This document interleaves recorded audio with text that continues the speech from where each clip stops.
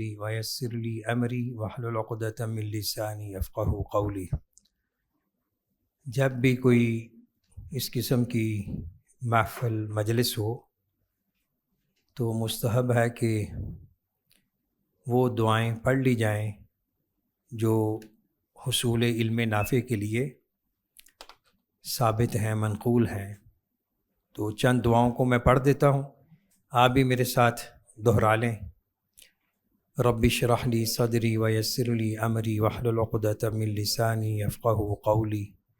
اللہم رب زدنی علما، اللہم انا نسألک علما نافعا وعملا متقبلا ورزقا طیبا۔ اللہم علمنا ما ينفعنا وانفعنا بما علمتنا وزدنا علما۔ سبحانک لا علم لنا الا ما علمتنا انک انت العلیم الحکیم۔ رب یسر ولا تعسر وتمم بالخیر۔ اللہم انا نسألک علما نافعا وعملا متقبلا ورزقا طیبا۔ اللہم انا نعوذ بک من علم لا ينفع ومن قلب لا يخشع ومن نفس لا تشبع ومن دعاء لا يستجاب لها۔ رب هب لي حکما والحقنی بالصالحین واجعل لي لسان صدق في الآخرین واجعلنی من ورثۃ جنۃ النعیم۔ بارک اللہ فیکم۔ تو ابھی تک جو گفتگو ہوئی ہے اس تناظر میں اگر کوئی سوال استفسار ہو کسی کے ذہن میں تو کر سکتا ہے، ادروائز ہم آگے چلیں۔ تو یہ سیشن ہمارا انشاءاللہ تقریباً کوئی 7 بجے 7:10 تک چلے گا۔ تو دوران گفتگو بھی اگر کسی کے ذہن میں کوئی سوال وارد ہو تو وہ اشارے سے اجازت لے کر سوال کر سکتا ہے، اور اگر دوران گفتگو جواب آ جائے ٹھیک ہے، ورنہ آپ اس کے نوٹ کر لیں ہیں۔ تو انشاءاللہ ہماری کوشش ہوگی کہ بقیہ جو ہمارے 2 سیشن ہیں ان میں سوال و جواب کے لیے کچھ ہم وقت مختص کریں گے۔ بارک اللہ فیک۔ جی کوئی آپ کسی نے ہاتھ اٹھایا تھا، دائیں ہاتھ اٹھاتے۔ ہاں جی شاباش۔ جیسے ایک آیت آئی تھی اس میں ہر انسان کو 6 چیزوں سے پیار ہوتا ہے۔ جی اس میں ایک یہ سب سے پہلے بولے کہ اولاد پھر جوڑے، اس ترکیب کی حکمت کیسے؟ ماشاء اللہ، بڑا اچھا سوال کیا انہوں نے۔ سوال سمجھ آیا بھائی؟ جس کو سمجھ آیا ہاتھ کھڑا کرے۔ صرف 4-5 سوال سب نے سن لیا نا؟ چلیں، اور جواب کون دے گا اس کا؟ جو جواب دینا چاہتا ہے وہ بھی ہاتھ کھڑا کر لے۔ یہ آپ کہہ لیں کہ میرا ایک انداز تربیت ہے، پہلے میں اپنے اسٹوڈنٹ کو سوال جواب کا موقع دیتا ہوں تاکہ کچھ ان کے بھی ذہن متحرک رہے۔ تو یہ بھی ایک طریقہ تربیت ہوتا ہے۔ ایک تو طلباء ایکٹیو رہتے ہیں اور ان کو ایک اعتماد بھی ملتا ہے۔ تو کوشش ہوتی ہے کہ میں، یہ تو ہمارا ایک کہہ لیں کہ ورکشاپ ہے نا، تو اپنی ویسے عموماً کلاسز میں جو پی ایچ ڈی کی ہوتی ہے، کبھی بی ایس کی ہوتی ہے، ایم فل کی ہوتی ہے، وہ میں طلباء کو کہتا ہوں میں آپ سے سیکھنے آیا ہوں، مجھے سکھلاؤ۔ اہم پوائنٹ بتلا دیتا ہوں، باقی ان کو کہتا ہوں تاکہ وہ بھی کچھ اپنی ذمہ داری محسوس کریں۔ تو یہ ہونا چاہیے ہیں۔ تو ارسطو ایک بہت بڑے معلم گزرے ہیں، تو ان کے کسی کے شاگرد نے کہا نا کہ بھائی آپ استاد جی سوال چھوڑ دیتے ہیں، جواب دیتے نہیں۔ تو کہتے ہیں کہ آپ لوگوں میں تو کچھ کرنا ہے کہ نہیں؟ اگر میں آپ کو پکی پکائی دے دوں تو آپ تو پھر خاموش رہو گے۔ تو اس لیے یہ میری خواہش ہوتی ہے کہ آپ بھی اپنا کچھ پیش کریں۔ تو اگر درست ہے تو فابیہا، ادروائز میں پھر اپنی تعلیق چڑھا دیتا ہوں۔ ہے تو کون جواب دے گا اس کا؟ علی بن حسین، حسین بن علی، شاباش جی۔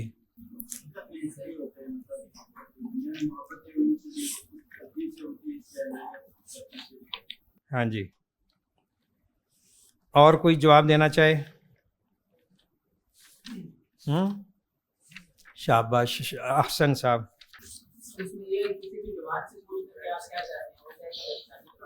اچھا کیوں بھی آپ متفق ہیں اس سے؟ ہاں ہر جوان کی خواہش ہے شادی کرنے کی. کیا اس میں؟ اللہ اکبر، اللہ نہ کرے مسئلہ نہ ہو.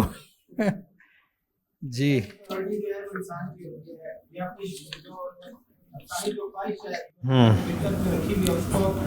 حلال طریقے سے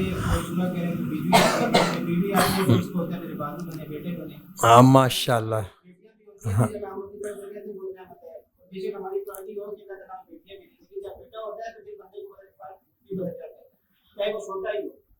ہاں شاباش. ہاں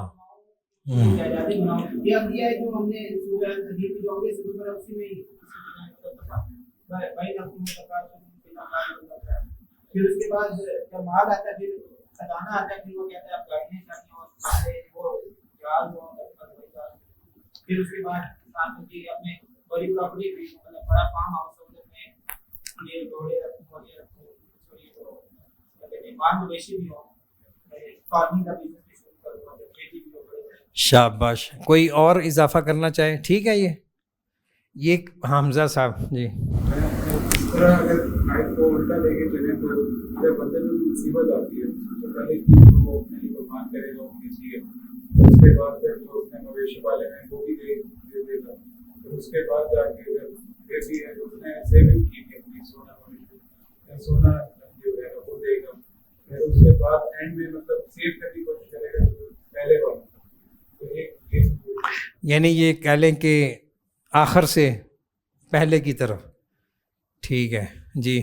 اور کوئی ساتھی؟ ہاں جی آپ کا اس میں گرامی عاطف صاحب جی. اس حوالے سے حدیث کے الفاظ تو یاد نہیں ہے، لیکن نبی اکرم صلی اللہ علیہ وسلم نے اس امت کے بارے میں جو خدشے کا پیشن گوئی کی تھی عورتوں کے بارے میں تھی کہ مجھے اپنی امت میں عورتوں کے فتنے کا ڈر ہے، تو اسی لیے عورت جو ہے وہ کہتی ہے، یہ کہتے ہیں نا کہ وہ بات سے بات نکلتی ہے. اس موضوع کو میں نے بعد میں کچھ بیان کرنا تھا، چلو سر دست آ گیا ہے. حدیث میں عورت کو فتنہ کہا گیا ہے، تو ایک حدیث میں اس کو نعمت بھی کہا گیا ہے. تو اس میں دونوں میں تطبیق. یہ چلو تھوڑی دیر ڈیلے کرتے ہیں، پہلے اس سوال کو یعنی وائنڈ اپ کریں. یہ جو احسن نے باتیں کہی ہیں نا بڑی حد تک درست ہیں. اس آیت کریمہ میں ایک منطقی ترتیب ہے. قرآن کریم کا ہر جملہ، ہر مقام، ہر آیت وہ فصاحت و بلاغت سے خالی نہیں ہوتی. یہ الگ بات ہے کہ وہ ہمیں سمجھ آئے نہ آئے. اب مثال کے طور پہ اللہ نے جو بڑی بڑی 6 نعمتوں کا ذکر کیا نا، سب سے پہلے عورت ہے، اور اس کتاب کا موضوع بھی عورت سے جڑا ہوا ہے. عورت سے محبت کرنی چاہیے یا نہیں، یہ اس کا آخری چیپٹر ہے آج ہماری گفتگو کا، وہ اس پہ ہم تھوڑی سی بات کریں گے بعد میں. تو جب انسان نکاح شادی کے مرحلے سے گزرتا ہے، عورت اس کے گھر میں، اس کے آنگن میں آتی ہے، پھر پھول کلیاں کھلتی ہیں، بچے بچے ہوتے ہیں، تو پھر جو فیملی بڑھتی ہے اس کی خواہشات دنیا پروموٹ ہوتی ہیں، بڑھتی ہیں. ایسے ہوتا ہے کہ نہیں؟ مثلا ایک نوجوان شادی ہوئی اس کی، وہ اپنے پیرنٹس کے ساتھ رہ رہا ہے، ماشاء اللہ 8-10 سال گزرتے ہیں، 3-4 بچے ہو جاتے ہیں، تو گھر تنگی داماں کا شکایت کرتا ہے. دوسرے بہن بھائیوں کی باری آتی ہے تو اس کے ابو کہتے ہیں یار اس کو الگ کرو. تو اس کی بھی خواہش ہوتی ہے کہ میرے بچوں کا الگ ایک ماحول ہو. تو یہ یعنی شادی سے پہلے، سب سے پہلے عورت کی خواہش، شادی کے بعد بھی ہیں، یہ ایک فطرتی جذبہ ہے. شادی نکاح کا ایک اہم رزلٹ اولاد کی صورت میں سامنے آتا ہے، البنین. تو یہ اولاد ہونا یہ اللہ کی بہت بڑی نعمت ہے. یہ تو ان سے پوچھو جن کی اولاد نہیں ہے یا جن کو دے کے اللہ نے لے لی ہے۔ تو اولاد کی جستجو، تڑپ، یہ بھی ایک فطرتی بات ہے۔ تو شادی کے بعد اولاد کی خواہش، اولاد اللہ نے دے دی، پھر کیا ہے، کچھ بیلنس ہو، ہیں کوئی خرچہ ہو، اضافی خرچے ہوں، وہ بچے بچیاں ماشاءاللہ بالکل وہ ابتدائی سٹیج میں ہوتے ہیں، تو ہمارے ماحول میں وہ فکر ہو جاتی ہے جہیز دینے کی ہے اور شادی کرنے کی، یہ والدین کی فکر ہے۔ یہ فکر پھر کہتی ہے کہ پیسہ جوڑو، ہیں درہم و دینار جمع کرو، تو وہ خواہش ہوتی ہے۔ جب ذاتی ضروریات، گھریلو ضروریات پوری ہوتی ہیں تو پھر وہ انسان سوچتا کہ اعلیٰ قسم کی سواری ہو، ہیں نشاندار گھوڑے اس وقت ایک اعلیٰ قسم کی سواری کے طور پر بھی تھے۔ تو انسان دوسرے الفاظ میں کہہ لیں کہ روٹی، کپڑا اور مکان، اس کو بہتر سے بہترین کی تلاش میں رہتا ہے، اور پھر وہ چھپاؤں سے محبت کرتا ہے۔ چھپائے کسی وقت بہت بڑا مال متاع ہوتا تھا، بزنس ہوتا تھا، اور ایک انسان کا سٹیٹس سمجھا جاتا تھا، جس طرح آج کل کی جدید قسم کی گاڑیاں ہیں۔ والحرث، زمیندار ہیں، زمین کی اہمیت زمینداروں سے پوچھو، ہیں آپ میں سے کون ہے زمین جس کا تعلق زمین سے ہے، کاشتکاری سے، کھیتی باڑی سے، یعنی جس کی زمینیں ہیں۔ آپ کی حسن سوات میں، اور یعنی جو آپ کی بھی ماشاءاللہ، آپ کی بھی، تو زمین سے کتنی محبت ہوتی ہیں۔ غور کریں، کسی کی مربع ہے، آدھا مربع ہے، زیادہ ہے، کم و بیشی ہوتی ہے، وہ کس لیے رکھتا ہے؟ وہ زمین بیچنے کا نام نہیں لیتا، وہ کہتا ہے میری 7 نسلیں اس کو کھاتی رہیں، اس کے لیے محفوظ کرتا ہے۔ تو یہ ایک منطقی ترتیب ہے۔ کیوں جی، کچھ سیٹسفیکیشن ہوئی آپ کی؟ کچھ اگر آپ کے ذہن میں کوئی بات آپ بھی شیئر کریں۔ آپ کا اس میں نام سید صاحب، سیف الرحمان یا سیف اللہ یا صرف ہے سیف علی؟ ٹھیک ہے، کوئی آپ کے اگر ذہن میں ہے تو بتائیں، ٹھیک ہے ایسے؟ ہاں، تو یہ ترتیب آپ کہہ سکتے ہیں، باقی مزید غور کریں گے انشاءاللہ اور بھی چیز۔ ہاں عبد المعید صاحب کچھ کہیں گے؟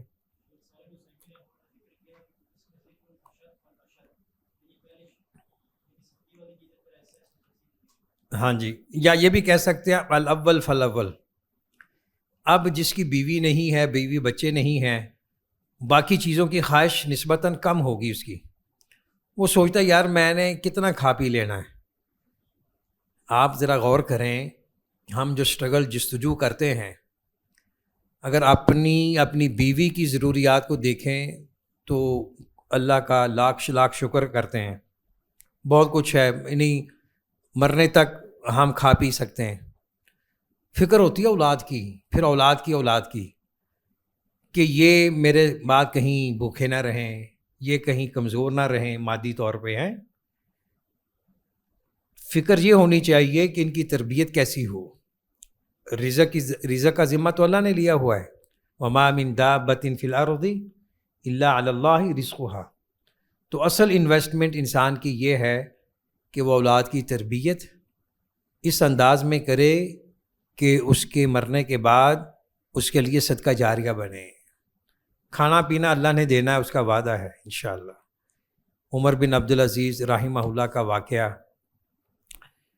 جن کو خلیفہ راشد خامس بھی کہا جاتا ہے، اگرچہ 2.5 سالہ ان کا دور حکومت ہے، لیکن انہوں نے ایک مثالی حکومت قائم کی ہے۔ تو وہ جب دنیا سے رخصت ہونے لگے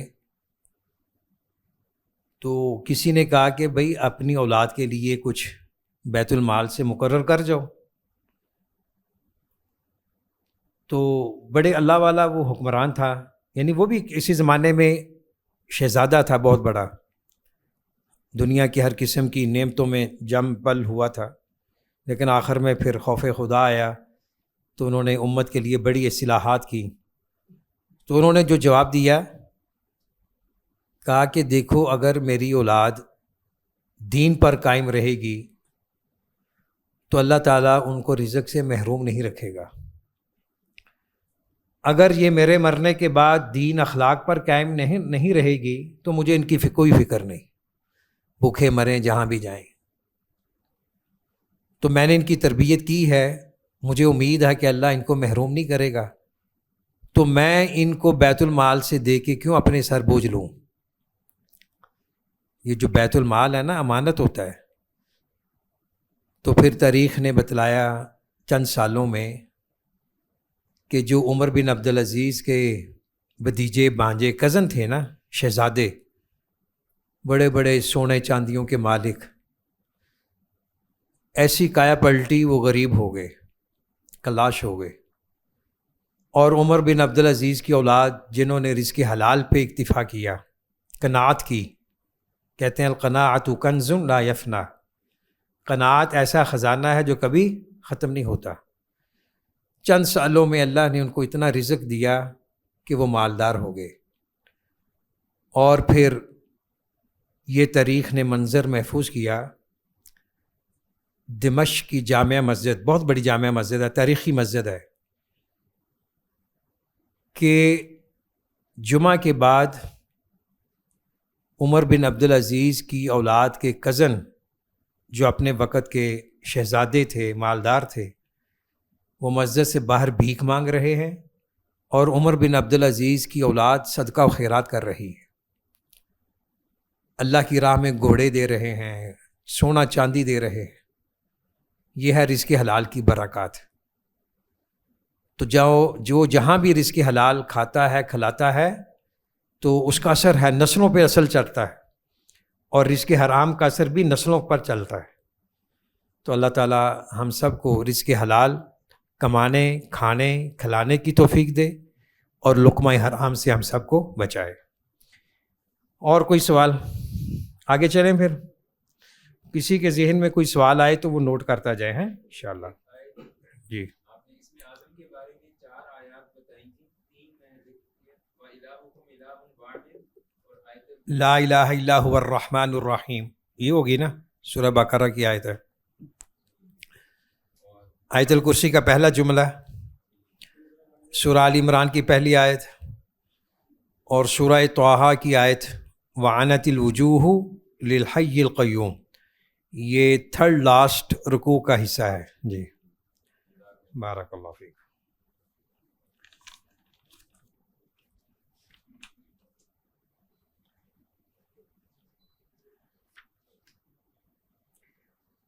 اچھا، ایک اہم چیپٹر ہے، چیپٹر نمبر 4، صفحہ نمبر 132 پہ آ جائیں۔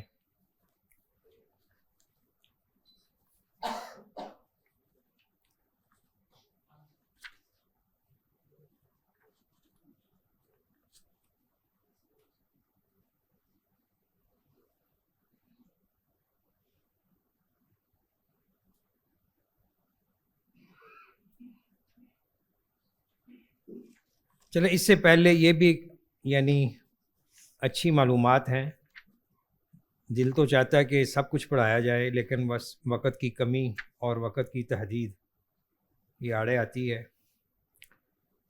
تو اس سے پہلے تھوڑا سا چیپٹر نمبر 12 پہ آ جائیں ذرا، ہیں صفحہ نمبر 103 پہ۔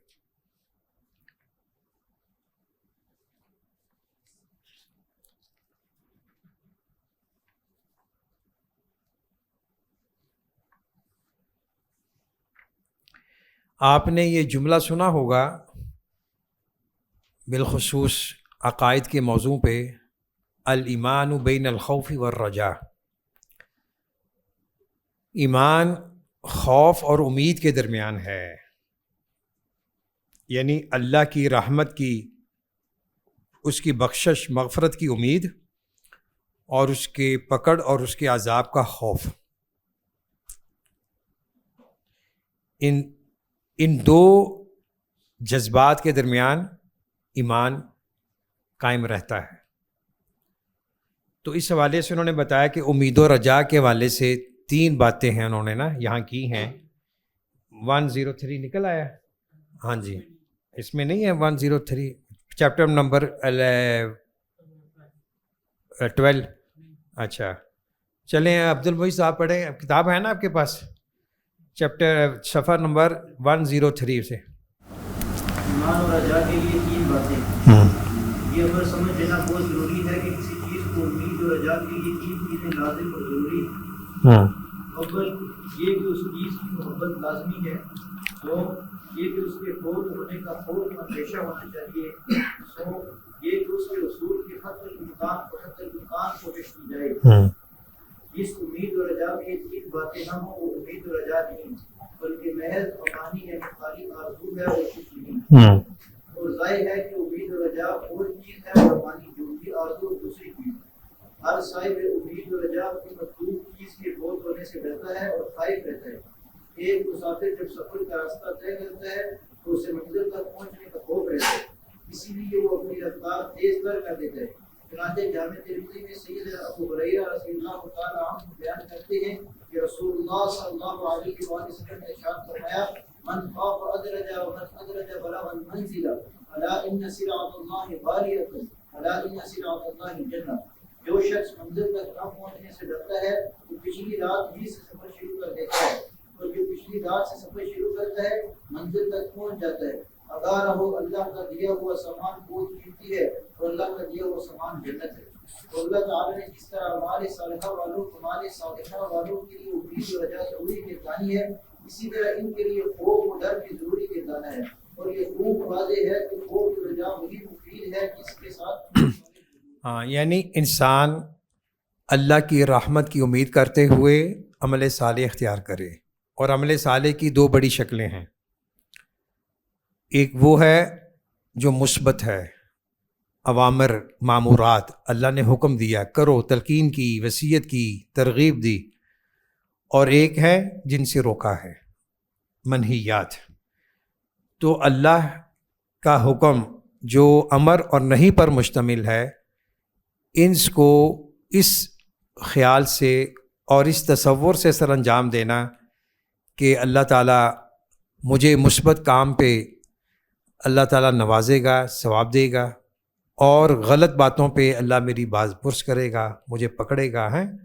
تو ان 2 حالتوں میں انسان کا جو ایمان ہے وہ قائم رہتا ہے۔ دونوں چیزیں ہونی چاہیے، نہ ہی وہ اللہ کی صفت رحمت سے اس قدر دھوکے میں آ جائے کہ اللہ غفور الرحیم ہے، جو میں چاہوں کرتا جاؤں، اور نہ ہی وہ اتنا اللہ کے خوف سے پریشان ہو کہ اللہ مجھے معاف نہیں کریں گے۔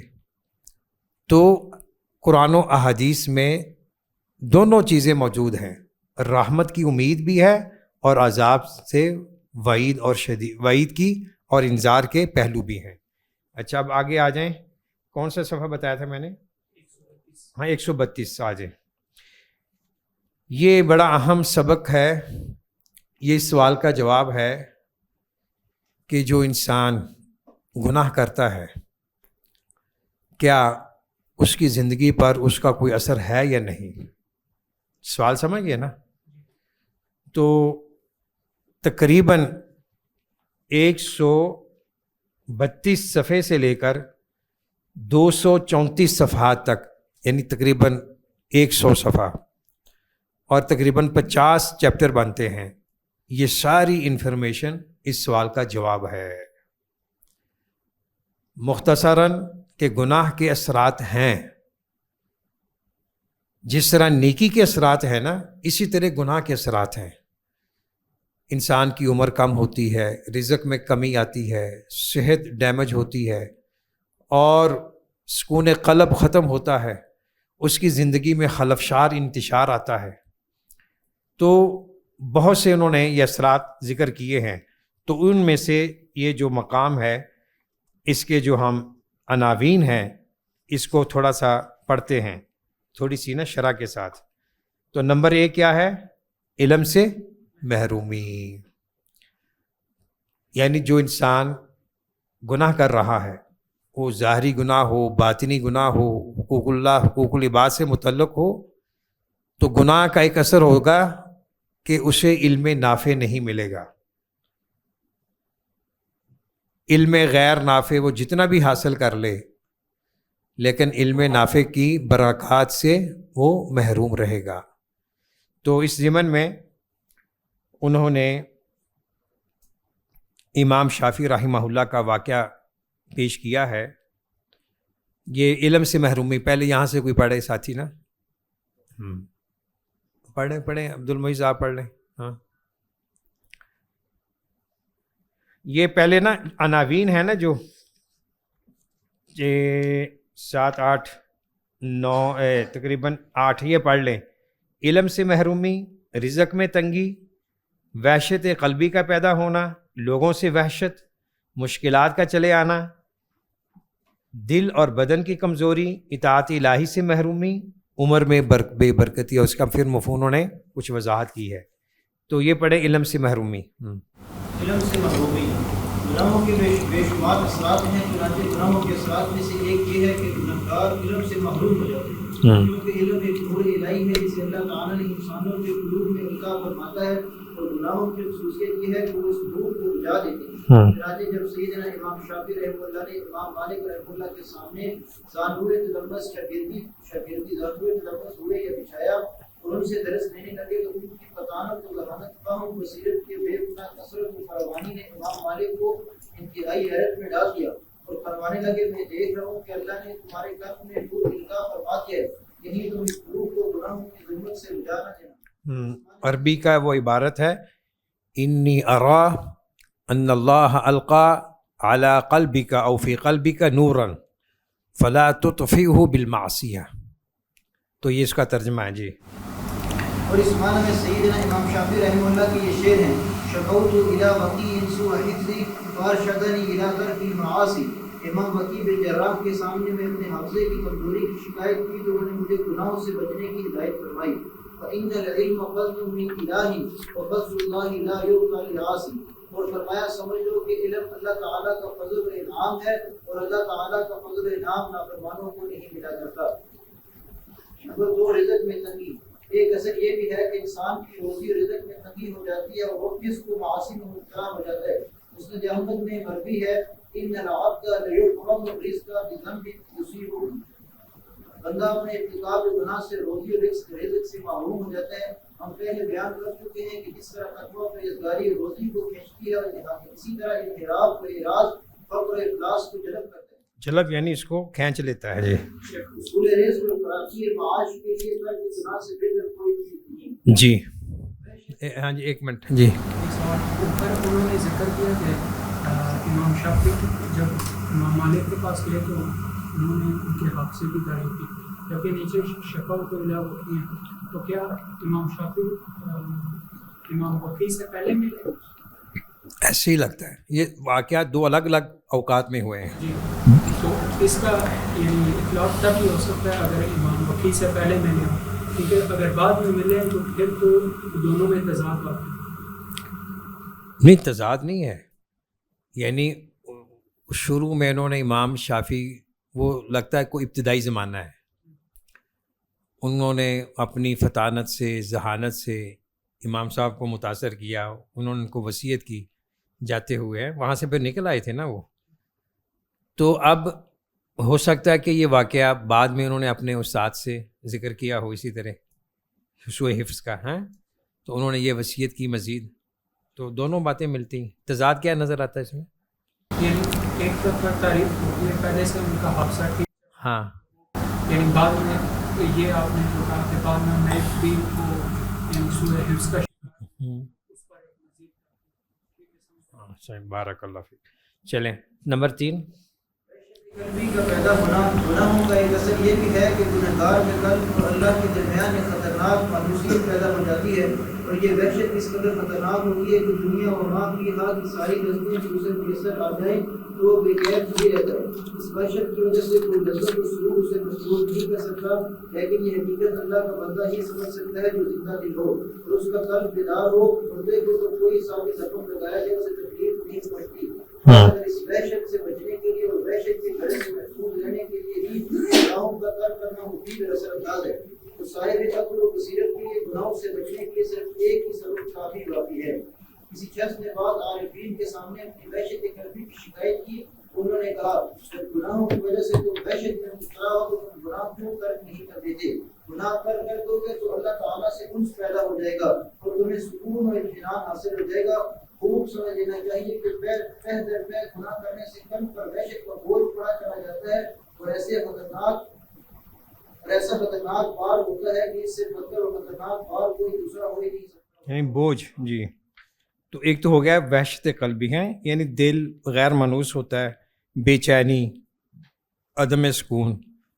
تو اس کا حل الا بذکر اللہ تطمئن القلوب، اور گناہوں کو ترک کرنا. جی لوگوں سے وحشت، ایک اصل گناہوں کا یہ بھی ہے کہ گنہگار کو لوگوں سے وحشت ہو جاتی ہے، خصوصاً ارباب خیر و صلاح سے اس کو کچھ ایسی نفرت ہو جاتی ہے کہ ان سے دور بھاگتا ہے. اور جس قدر یہ وحشت اس کے اندر ترقی کرتی جاتی ہے اس قدر ویسے لوگوں سے دور بھاگتا رہتا ہے اور ان کے ساتھ اٹھنے بیٹھنے سے گریز کرتا ہے، جس کا نتیجہ یہ ہوتا ہے کہ وہ ایسے لوگوں سے استفادہ کرنے سے ہی محروم ہو جاتے ہیں. اور اسی طرح وہ جس قدر رحمانی گروہ سے دور ہوتا جاتا ہے شیطانی گروہ سے قریب تر ہوتا جاتا ہے. اور یہ وحشت شدہ اس قدر ترقی کر جاتی ہے کہ اس کو اپنی بیوی، بچوں، اقربا، اعزا بلکہ اپنی جان تک سے وحشت و نفرت ہونے لگتی ہے. چنانچہ سلف صالحین میں بعض کا قول ہے کہ جب کبھی مجھ سے اللہ کی نافرمانی ہو جاتی ہے تو اس کا اثر میں اپنی سواری کے جگہ اور اپنی بیوی کے برتاؤ بھی محسوس کرتا ہوں. تو لوگوں سے وحشت بالخصوص اہل تقوی اور علماء ربانیین، اہل اللہ، عارفین باللہ، ان لوگوں سے وہ وحشت محسوس کرتا ہے. بالخصوص جو اس مرض عشق میں جو آخری حد کو پہنچا ہوتا ہے نا، آپ اس کو دیکھیں، بلا کے دیکھیں، اس کو نصیحت کریں، وہ آپ کو کھانے پڑے گا. دل بالکل پرمجدہ ہو چکا ہوتا ہے. تو باقی جو گناہ ہیں ان کے اثرات میں سے بھی یہ ایک اثر ہے. جی مشکلات کا چلے آنا اور دل اور بدن کی کمزوری، اطاعت الہی سے محرومی، یہ ساری چیزیں اس میں شامل ہیں. تو اب آگے آ جائیں آپ. نیکسٹ چیپٹر ہمارا ہے 27، صفحہ نمبر 160 نکالیں، 160. اس کا تعلق ہمارے آج کل کے کرنٹ ایشو سے بھی ہے، جو آج چند دنوں سے یہ بڑا ہائی لائٹ واقعہ ہو رہا ہے الیکٹرانک پرنٹ میڈیا میں، سوشل میڈیا میں. یہ بلوچستان میں جو ہوا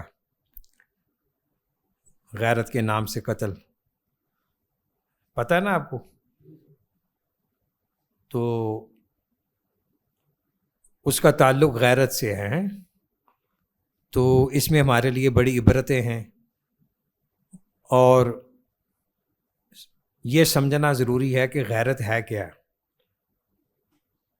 یعنی آئے دن یہ تو ایک واقعہ ہوا ہے نا، کتنے ایسے واقعات ہیں جن کا علم نہیں ہوتا، نہ وہ پریس میں آتے ہیں، لیکن ہوتا کیا کہ یہ اس کو غیرت آئی، اس نے اپنی بہن بیٹی کو قتل کر دیا، بیوی کو قتل کر دیا ہے. تو اس موضوع کو سمجھیں. آگے 160.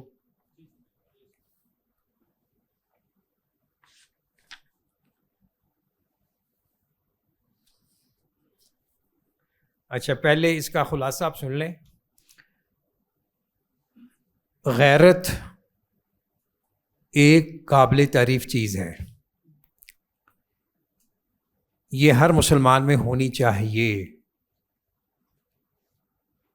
ایک صحابی نے حضرت سعد بن عبادہ رضی اللہ تعالی عنہ، انہوں نے اپنی غیرت کا اظہار کیا تو اللہ کے رسول نے فرمایا میں اس سے زیادہ غیرت مند ہوں اور اللہ مجھ سے بھی زیادہ غیرت مند ہے.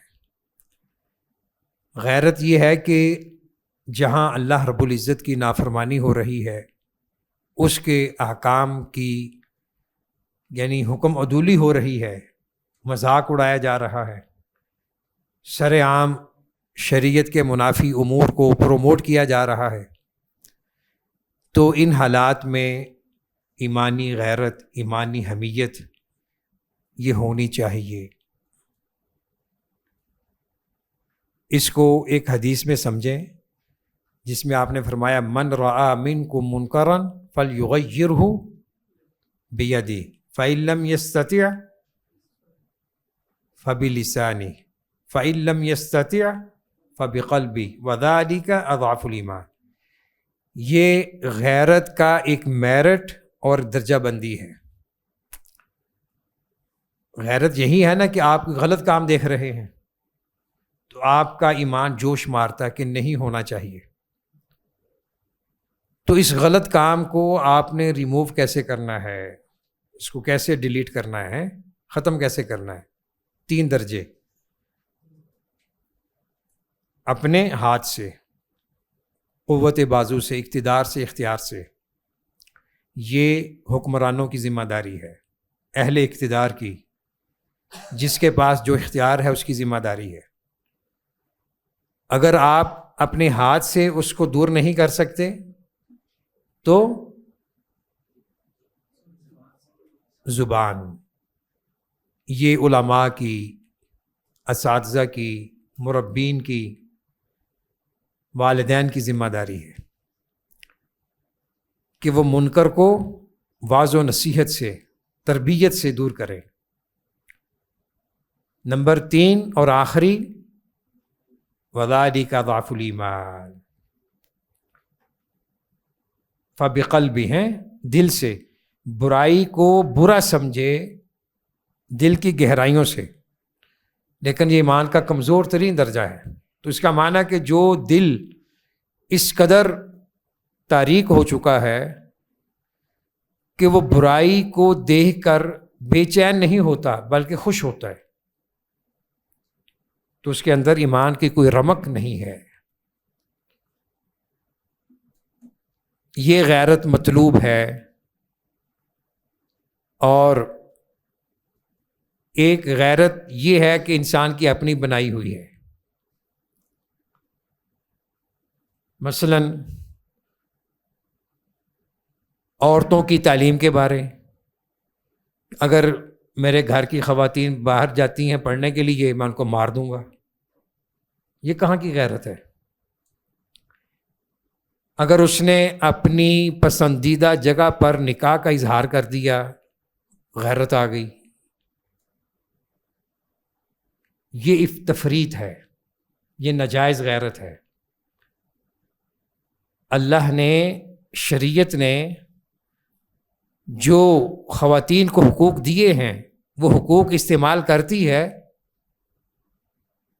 اور آپ کو غیرت آتی ہے، تو اس کا معنی کہ جس اللہ نے اجازت دی ہے اس کے سامنے تمہاری غیرت بہت زیادہ ہے۔ کہ اللہ کو غیرت نہیں آتی؟ اسی تناظر میں یہ مسئلہ سمجھیں، نکاح بیاہ شادی کا ہے۔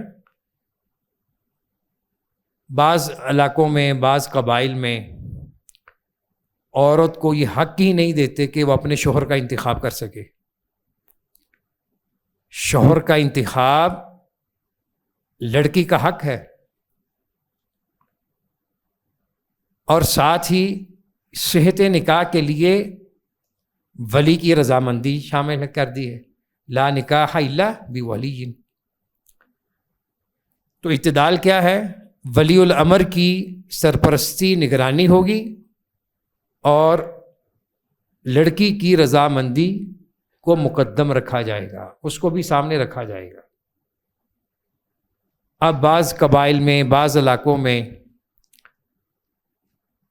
اگر خاتون اپنی پسند کا اظہار کر دے، اس کو کہتے ہیں کہ جی اس نے بہت بڑا بلنڈر کر دیا، اس کو مارنے پہ تل جاتے ہیں، مارنے کے لیے اس کو یعنی فائرنگ کرتے ہیں یا سنسار کر دیتے ہیں۔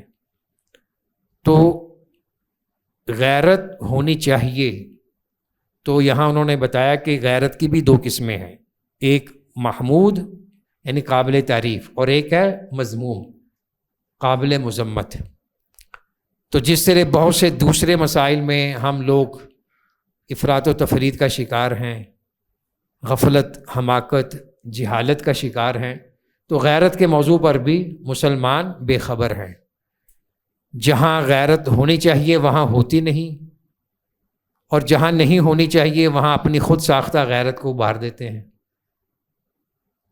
یہاں پڑھیں آگے کتاب سے جی۔ تو معاصی منکرات کا ایک برا اثر کیا ہے؟ جو غیرت محمودہ ہے نا، کہتے ہیں اس کا نور بجھ جاتا ہے، وہ انسان دوسرے الفاظ میں کہہ لو بے غیرت ہو جاتا ہے، اس کے سامنے جو کچھ بھی ہو رہا ہے وہ بالکل بے چین نہیں ہوتا، تو یہ بڑی خطرناک سٹیج ہے۔ جی کوئی پڑھے گا آگے سے؟ یہاں سے انس صاحب پڑھ لیں یا کوئی بھی پڑھ لے۔ ہاں غیرت محمودہ اور غیرت مذمومہ۔ معاصی کی سزا یہ بھی ہے کہ انسان کے دل سے وہ غیرت فنا ہو جاتی ہے جس سے قلب کی حیات و اصلاح وابستہ ہے۔ قلب کی زندگی کے لیے غیرت وہی حکم رکھتی ہے جو جسم کی زندگی کے لیے حرارت غریزیہ ہے۔ یہ دوبارہ پڑھیں گے جملہ، غور سے سنیں۔ قلب کی زندگی کے لیے غیرت وہی حکم رکھتی ہے جو جسم کی زندگی کے لیے حرارت غریزیہ ہے۔ جس طرح جسم بغیر حرارت غریزیہ کے زندہ نہیں رہ سکتا، قلب بغیر غیرت کے زندہ نہیں رہ سکتا۔ غیرت کی حرارت کی قلب کی خباثت اور ناپاکی، مذموم صفات، ذلیل و خسیس اوصاف کو جلا دیتی ہے، جس طرح کہ آگ کی بھٹی سونا چاندی لوہے کا زنگ جلا دیتی ہے۔ اور دنیا میں سب سے زیادہ شریف، بلند رتبہ، عالی قدر، عالی ہمت شخص وہ ہوتا ہے جو اپنے اندر اپنے لیے، اپنے خواص کے لیے اور بندگان الہ کے لیے انتہا درجے کی غیرت رکھتا ہو۔ اور یہی وجہ ہے کہ جو محمد رسول اللہ صلی اللہ علیہ وسلم اپنی امت کے حق میں ساری دنیا سے زیادہ غیور تھے، اور اللہ حق سبحانہ و تعالی رسول اللہ صلی اللہ علیہ وسلم سے بھی زیادہ غیور ہے۔ جیسا کہ صحیح بخاری میں مروی ہے، رسول اللہ صلی اللہ علیہ وسلم نے فرمایا اتعجبون من غیرۃ صادق لأنا اغیر منہ واللہ اغیر منی۔ کیا سعد بن عبادہ کی غیرت پر تمہیں تعجب ہو رہا ہے؟ یقین کرو میں ان سے زیادہ غیور ہوں اور اللہ تعالیٰ مجھ سے زیادہ غیور ہے۔ صحیح بخاری ہی میں مروی ہے کہ رسول اللہ صلی اللہ علیہ وسلم نے ایک مرتبہ سورج گرہن کے موقع پر فرمایا یا امت محمد ما احد اغیر من اللہ ان یزنی عبدہ اور یزنی امتہ۔ اے امت محمد، اللہ سے زیادہ کوئی غیور نہیں کہ اس کا کوئی بندہ یا بندی زنا کرے۔ نیز اسی صحیح بخاری میں مروی ہے لا احد اغیر من اللہ من اجل ذلک حرم الفواحش ما ظهر منها وما بطن ولا احد احب الیہ العدو الى اللہ من اجل ذلک ارسل الرسل مبشرین ومنذرین وما احد احب الیہ المدح من اللہ من اجل ذلک اثنى علی نفسہ۔ اللہ سے زیادہ کوئی غیرت مند نہیں، اور اسی وجہ سے اس نے ظاہری باطنی فواحش کو حرام قرار دیا ہے۔ اگر کوئی حرام کا ارتکاب کرتا ہے تو اس کا معنی کہ اللہ کو بڑی غیرت آتی ہے، اور یہ غیرت ایمان کا حصہ ہے۔ جی اللہ سے زیادہ کوئی معذرت کو پسند کرنے والا نہیں، اور اسی لیے اس نے اپنے پیغمبر کو جنت کی بشارت اور دوزخ سے ڈرانے والا بنا کر بھیجا، اور اللہ سے زیادہ مدح و تعریف کو پسند کرنے والا کوئی نہیں، اور اسی لیے اس نے خود اپنی تعریف کی۔ اس حدیث میں رسول اللہ صلی اللہ علیہ وسلم نے غیرت کو کہ جس کی اصل قواعد تمائل اور جرائم سے، کراہت و بغض اور معذرت کو کہ جس کی اصل کمال عدل، کمال رحمت اور کمال احسان ہے، ایک جگہ جمع فرما دیا۔ حق سبحانہ و تعالیٰ انتہا درجے کے غیور ہے، لیکن پھر بھی وہ اس بات کو محبوب رکھتا ہے کہ بندہ اس کی بارگاہ میں معذرت خواہ ہو کر آئے اور یہ اس کی معذرت قبول فرمائے۔ نیز یہ کہ جن امور سے غیرت و حمیت بھڑک ہوتی ہے ان کے ارتکاب پر اللہ فوراً مواخذہ اور باز پرس نہیں کرتا تاکہ بندہ اس کی بارگاہ میں معذرت پیش کرے۔ اسی غرض سے اس نے پیغمبروں کو بھیجا۔ یہاں ایک منٹ، اگر خدا نخواستہ کہیں ایسا معاملہ پیش آتا ہے جو لوگ منافی غیرت سمجھتے ہوں، مثلا جو کوئٹہ میں واقع ہوا ہے، اس کو دیکھ لیں مثال کے طور پہ، تو اس قسم کے حالات میں بھی کسی کو اختیار نہیں ہے کہ وہ کسی کی جان لے، کسی کو قتل کرے۔ کوئی قانون، کوئی ضابطہ اس عمل کو جسٹیفائی نہیں کر سکتا۔ قتل کے نام پہ غیرت کے نام پہ جو قتل کی اصطلاح ہے نا، یہ بہت بڑا سنگین جرم ہے۔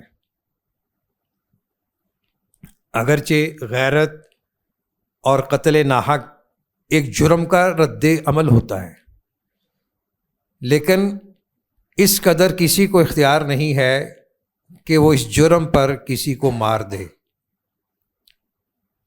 اس کے اور بہت سے ذرائع ہیں اس کی اصلاح کے، اور قتل کرنا، کسی کی زندگی کو ختم کر دینا، ایون کہ جو قصاص کا معاملہ ہے، قاتل کو بھی مقتول کے ورثاء خود قتل نہیں کر سکتے۔ ریاست، عدالت کے ذریعے یہ سارے کام ہوں گے۔ تو غیرت کے نام پہ جو قتل کی وارداتیں ہوتی ہیں یہ بڑی سنگین اور بھیانک جرائم کے زمرے میں آتی ہیں۔ اچھا آگے یہ پڑھ لیں اس کو، 163 پہ آ جائیں۔ اس کا خلاصہ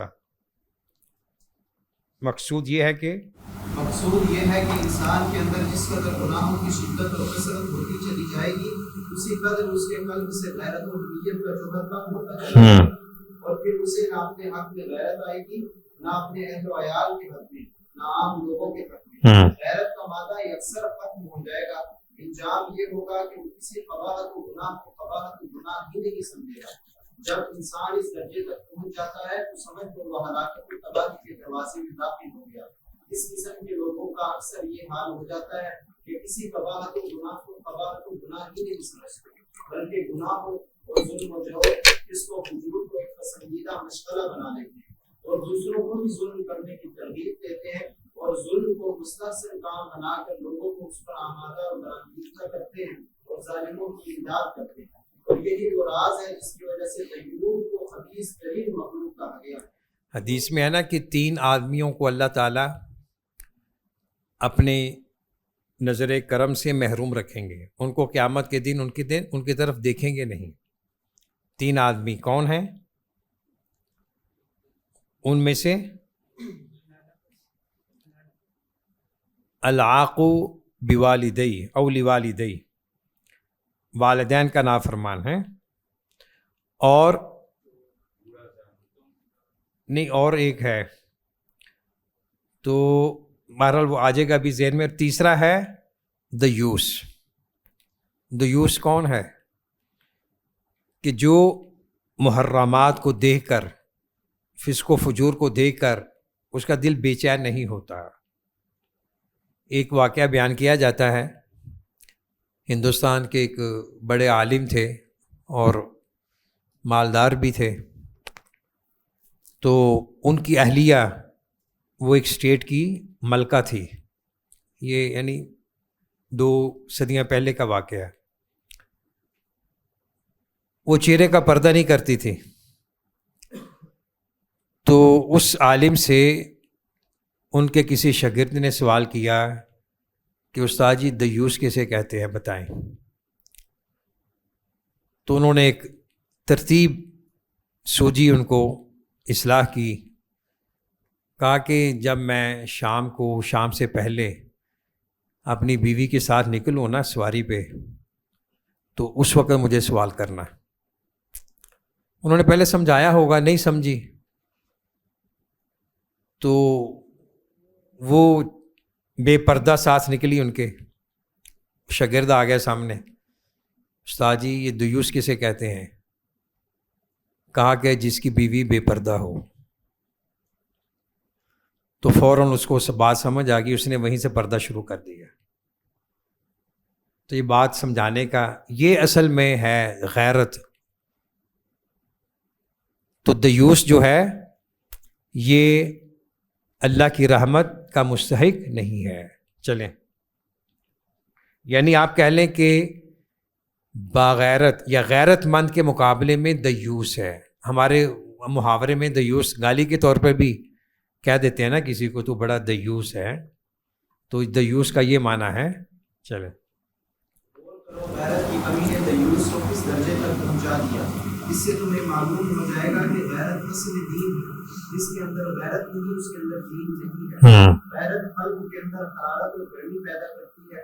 جب قلب گرم ہو جاتا ہے تو سارے جسم میں گرمی پیدا ہوتی ہے، اور اسی حرارت اور گرمی کے زور سے وہ برائیوں اور فسق و فجور کی مدافعت کرتا ہے۔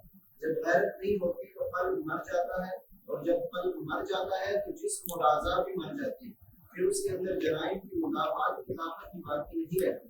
قلب کے اندر غیرت کا ہونا ایسا ہی ہے جیسے انسان کے اندر امراض کی مدافعت کے لیے قوت کا ہونا۔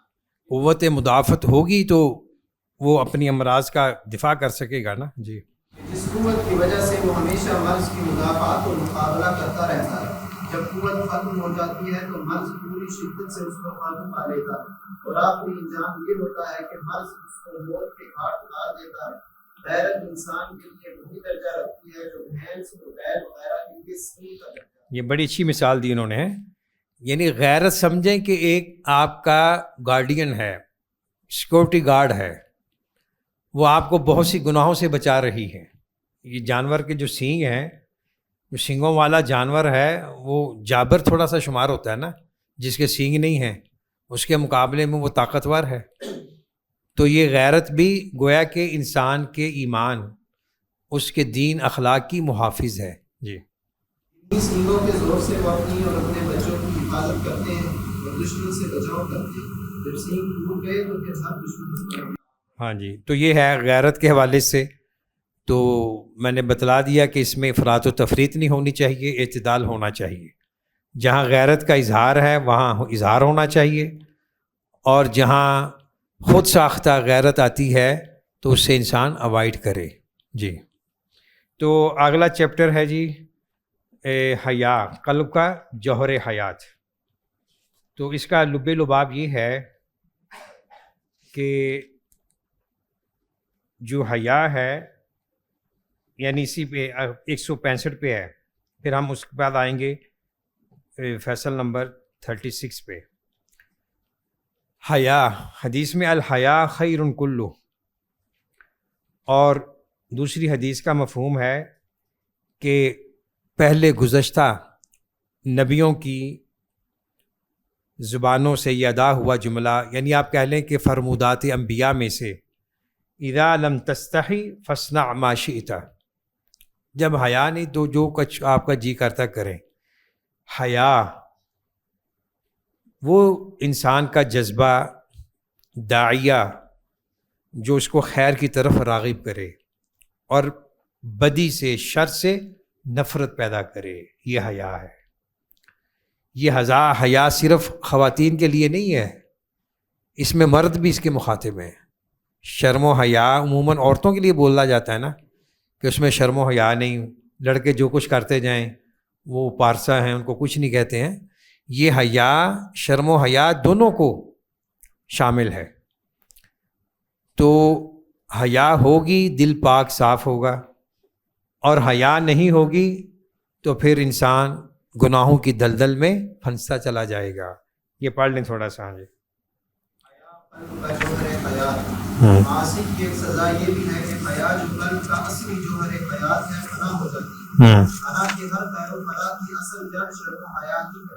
جب یہ فنا ہو جائے تو خیر و فلاح کی امید پائی نہیں کی جا سکتی. صحیح بخاری میں رسول اللہ صلی اللہ علیہ وسلم بیان کرتے ہیں الحیا خیر کلہ، حیا سراسر خیر و بھلائی ہے. اور رسول اللہ صلی اللہ علیہ وسلم کا ارشاد ہے ان مما ادرک الناس من کلام النبوۃ الاولى اذا لم تستحق فاصنع ما شئت. لوگوں نے کچھ بھی نبوت کے کلام میں سے جو کچھ پایا ہے ان میں سے ایک یہ ہے کہ جب تم حیا نہ کرو تو پھر جو بھی چیز چاہے کر. تو اس کے بعد آ جائیں صفحہ نمبر 187 پہ ہیں، چیپٹر نمبر 36.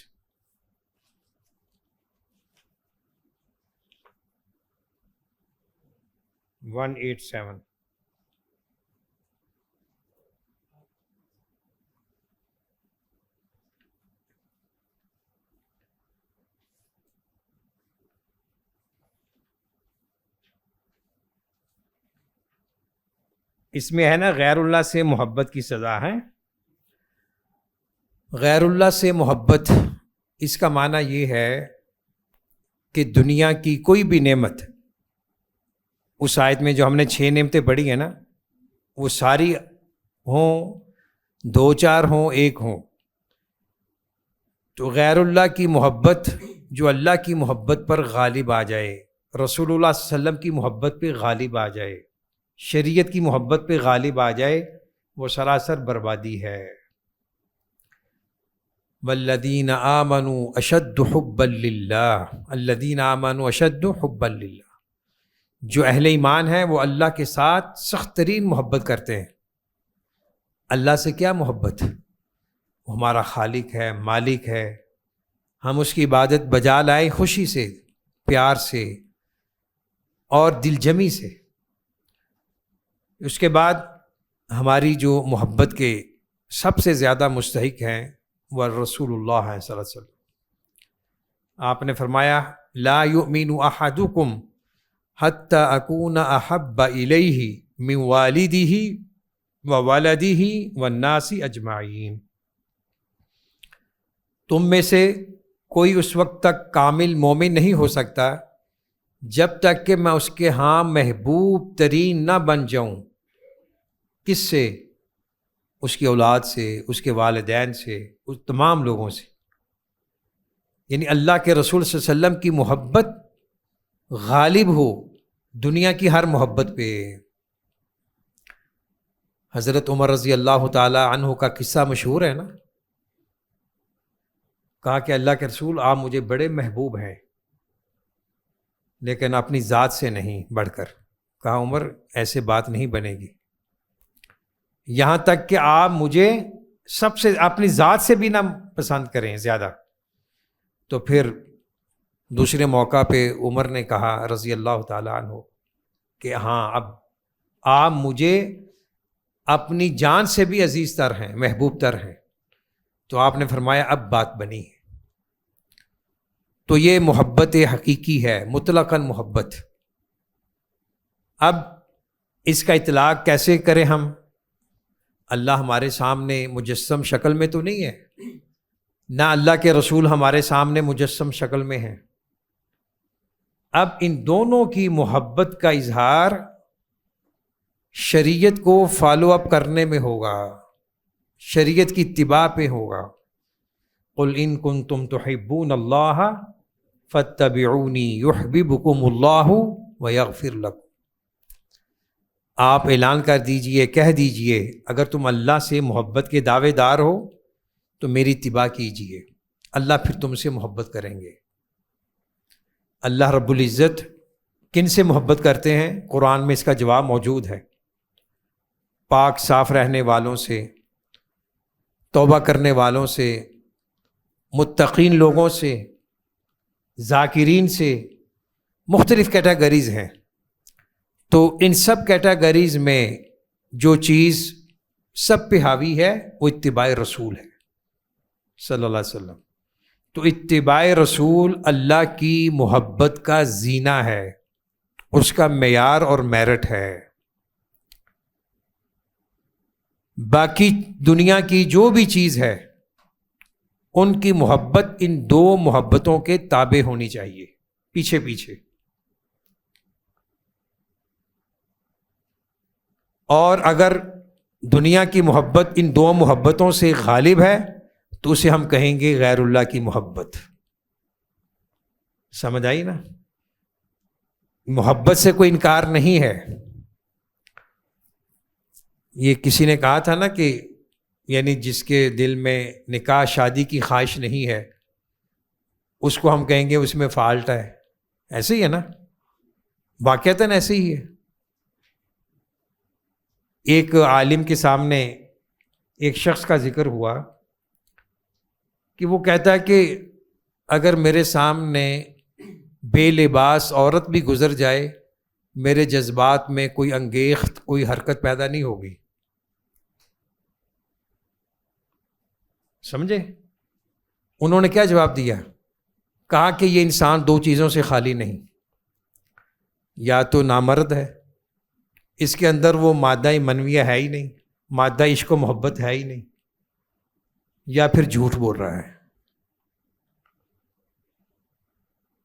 واقعتاً ایسے ہی ہے. یعنی آپ ارد گرد دیکھ لیں، جائزہ لے لیں، سروے کر لیں. کوئی جو نارمل نوجوان ہے وہ اس سے انکار نہیں کر سکتا. ہاں، اس محبت کو اللہ اس کے رسول کی محبت کے تابع کرنا ہوگا، پھر یہ محبت بھی کامیاب ہے. اور اس محبت کے حصول کا ذریعہ نکاح ہے، کوئی دوسری چیز نہیں ہے. یہ دعا کیا کرو، عاشقین مزاج لوگوں کے لیے بڑی اچھی دعا ہے کہ اللہ میں جس سے محبت کرتا ہوں میرا اس سے نکاح کر دے. کیوں جی؟ ٹھیک ہے کہ نہیں؟ یہ حلال طریقہ ہو جائے گا نا. اور انسان نگاہ وہیں ڈڑائے جہاں امید ہے کہ کامیابی ہوگی. جہاں نا امیدی ہو انسان وہاں قدم ہی نہ رکھے. یہ بھی اس بیماری کا ایک حل ہے. بعض لوگ وہ بڑی بڑی امیدیں پال لیتے ہیں, بڑی بڑی اونچے خواب ہوتے ہیں, پتہ ہوتا کہ یہ مجھے نہیں مل سکتی, پھر بھی وہ اس کے غم میں ہلکان رہتے ہیں. تو یہ غلط ہے. انسان اپنی وسائل کو دیکھے, اپنی صلاحیت کو دیکھے, اور یہ بھی دیکھے کیا یہ ممکن ہے, یہ چیز مجھے مل سکتی ہے. پھر اس کے بعد اسٹرگل کرے, کوشش کرے, اللہ سے مانگے, تو اپنی حدود میں رہے. چلیں گے تو غیر اللہ کی محبت کی سزا سن لیں. ہاں پڑھیں بھی. غیر اللہ سے محبت کی سزا. جو آدمی اللہ کے سوا دوسری چیز سے محبت کرتا ہے اسے 3 مرتبہ عذاب و تکلیف لازمی ہے. استغفر اللہ. تقسیم کے بعد اس کے سر اور خود کے خون, یعنی کسی غیر اللہ کو وہ چاہتا ہے لیکن اس کے حصول میں بڑی مشقت ہے, بڑی رکاوٹیں ہیں. جی اس کے بعد اگر وہ مل جائے پھر خوف رہتا ہے کہ کہیں یہ بھاگ نہ جائے, کہیں میں اس سے دور نہ ہو جاؤں. یہ اس کو احساس کھائے جاتا ہے. آگے. اور وہ تکالیف مزید جو اس کے تحصیل و تحفظ میں اور مخالف اسباب کے مقابلے اور توڑ, ہاں جی, اس کو طرح طرح کی مشقتوں کا بار. جی. تیسری مرتبہ وہ عذاب ہے جب اللہ تعالیٰ اس چیز کو اس سے سلب کر دے. یہ 3 قسم کا عذاب جو اسے اس دنیا میں ملتا ہے. ہاں جی. یہ جی عذاب 3 طرح کا ہے. عالم برزخ میں بھی 3 ہی قسم کا عذاب اور تکلیف ہوتی ہے. عالم فراق کے اب دوبارہ اسے علم فراق سمجھتے ہیں, فراق کی تکلیف. جی. فوت نعیم عظیم مسرت عظیمہ کے فوت کا عالم و رنج اور تکلیف کے دنیا میں ویسے کام کرتا رہا جو اس نعیم عظیم کے سراسر خلاف تھے, اور جس نعمت و سرور کے لیے اس نے خلاف ورزی کی تھی اب وہ بھی فوت ہو گئی.